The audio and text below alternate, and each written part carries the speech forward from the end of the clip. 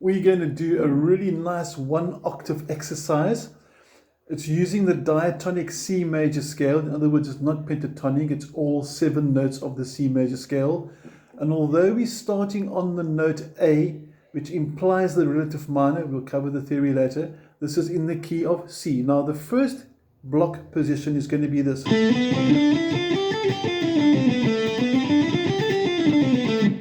Then we're going to go to B, which will actually be the Locrian mode. Then we're going to start on C, which would be the Ionian or the major scale. Then we're going to go to D for the Dorian. And eventually we're going to join them all together slowly but surely. Now there is a PDF to explain the whole exercise as such. Try this, it's a really nice warm-up as well to get to know all the notes in the neck. And what's cool about this is some of the patterns have got 3 notes, 2 strings in a row, 3 notes per string, and then suddenly 2 notes. Then different positions will have, for example, later you'll have 2 notes starting, and then 3 notes per string. Then you're going to start 3 notes, and then 2 notes, and then 3 notes again. So the sequence of the picking and the finger pattern itself, the sequence of the fingers are getting used are inconsistent. So even though you're playing octaves the whole way through, it's a really good finger discipline for your fretting hand. Now we're starting on A like we said. A, the note A is found in the 6th position of the C major scale. So in essence, this is the Aeolian mode. This is not a mode study video. We have got dedicated ones for that. This is a technical one, but this is implying the Aeolian mode. Slowly but surely, A, B, C, D, E, F, G, A, and you descend it. And the tab that will come along with this will actually show you the notes and the numbers that we're actually playing. Now, very important with the picking hand, make sure you're alternating strokes. You can see my picking hand now is busy going up and down, and you can see the stroke there. Get your up and down strokes nice and smooth. Let's get a different sort of angle there. That's going to ensure a lot of speed later for control when you're playing inside your solos, when you're improvising and you're spontaneously just generating something. So there is exercises on the internet with economic picking, which is sort of, for example, 2 downstrokes followed by upstroke and things like that. I'm not into that personally. Your alternate strokes will work long-term better. Not that the other exercises are bad, they're cool too, but alternating strokes for here. Okay, so you got the first one with me. 1, 2, 3, 4.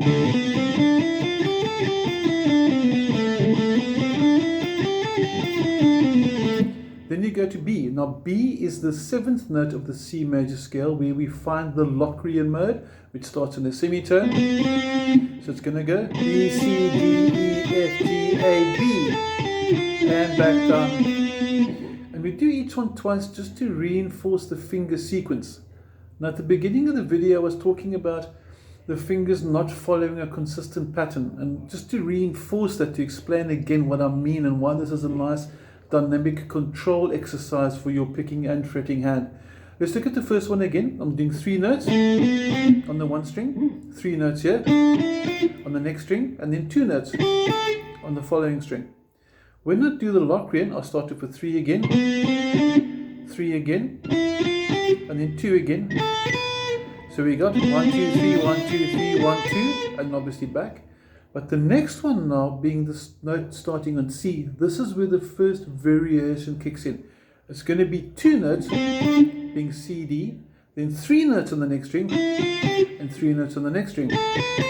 So just to explain clearly that you understand what I'm saying is, most exercises, or some exercises, will have 3 notes per string only the whole way through. It will be only a block position.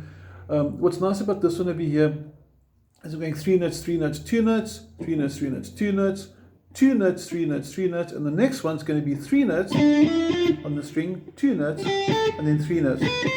But I don't want to sit and hold on to that too long. We want to get more familiar with the exercise and watch my finger numbers as well. This will guide you through the correct fingers to use. Now, the C one, like we said, C, D, E, F, G, A, B, C, is the C major scale, also called the Ionian. And let's put the 3 together slow motion. 1, 2, 3, 4, A, B,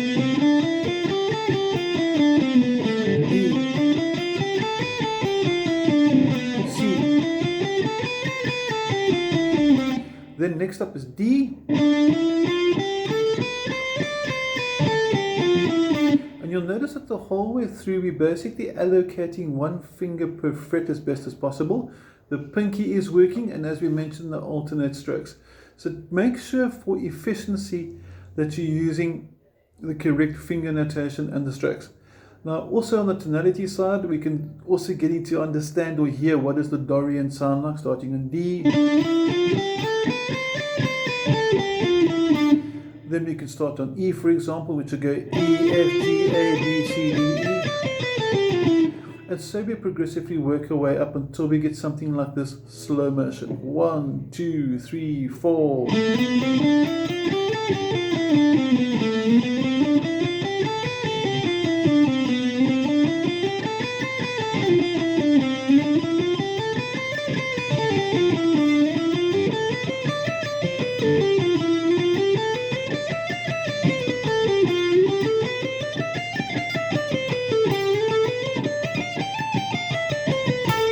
And now I've actually covered a full octave because this last one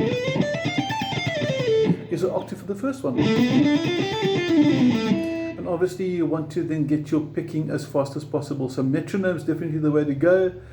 And running with the click track, because then you know how fast you play. If I play with a click track, for example, check this out with the click track. Backtrack's going to kick in now with a drum track, metronome.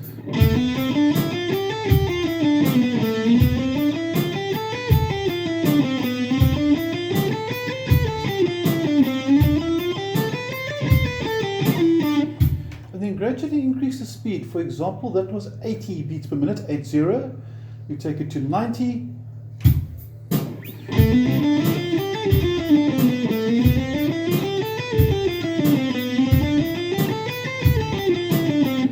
And you gradually increase your speed, 100.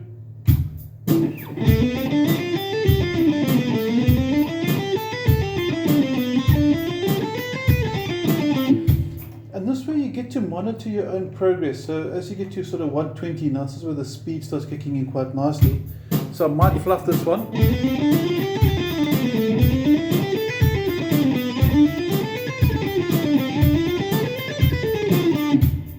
And you get faster and faster and faster. I'm not going to go faster because I'm doing this largely in one take, so I don't really want to make any mistakes unnecessary. But use a metronome. I like a drum beat, because that's much nicer than having to listen to something like this, which is a normal metronome. This can make you go crazy. That will make you go insane. Okay. Now, once you've got the exercise going well, that you get to know all your notes in the key of C major, try reversing it down an octave as well. So this is nice for short phrases. So when you're doing a solo, for example, that I was able to do that because I know this exercise. Okay, I made a few bum notes over there, but slow motion again. And I can go. Because I know the shapes. You get to know your shapes, the next shape, with hammer-ons and pull-offs. So as you get to be familiar with the shapes up the guitar neck, so when you're doing a spontaneous solo, you'll be able to sort of get around the guitar quite nice as well, and also lets you know how to jump or where to jump. So if I'm doing a phrase by fret 1 and 2 and 3, somewhere down here, and I suddenly want to go higher, if I know the shapes and I can visualize my shape here, and I know my shape here, I can then jump from here to there without having to worry about dropping a note or having to recalculate keys and that. So it's nice to know how the different positions fit in relation to each other. They give me freedom on the guitar neck. That's why I want to get to know these. Now obviously you can do them in reverse as well. Then you go backwards. And so you can slowly run it backwards as well. I'm not going to go through every single mathematical combination and what can be done. The tab is on your PDF.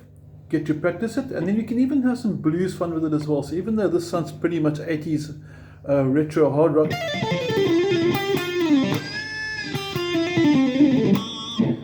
you can also give a nice blues touch like this, for example. Now I've loaded up No One Knows You When You're Down and Out by Clapton. It's in the key of C major, and I'm just going to, first of all, before improv, just play parts of these exercises you've learned at the beginning of the video with the blues tone.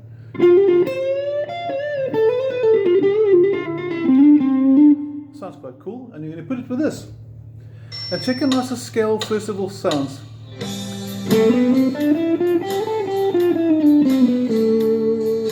Other part. Anywhere I like.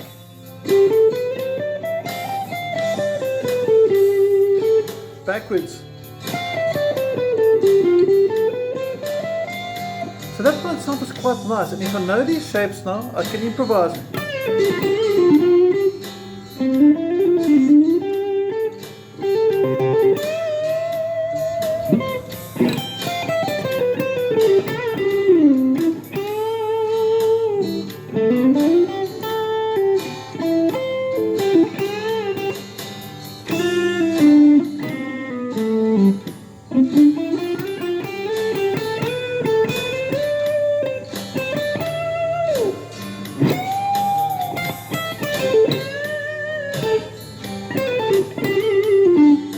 So you can use these shapes to help you get around the guitar neck, and that's what I'm trying to demonstrate or convey across in this video. So get to know your exercises. You didn't have to do them or learn them on high gain like I did in the beginning. You need a nice gentle blues tone. You could even go clear sound if you really wanted to and get something like this.